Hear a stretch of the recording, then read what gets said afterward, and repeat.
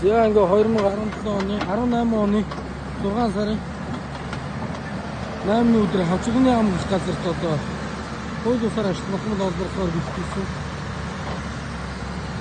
иргэд нөхөрлөлийн үйл ажиллагааг албан бод гаргах хэмжээ явуулсан байна.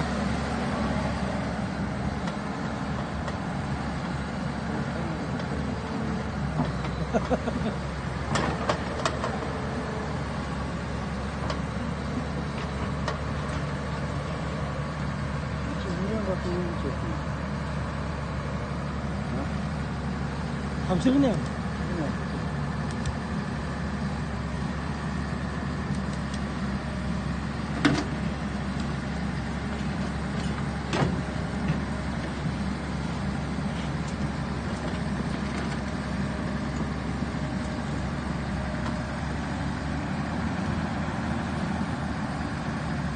Одоо энгийн гуудлаа толгоогоо эргүүлээд цаанаас юугаараа дулаад төлчих.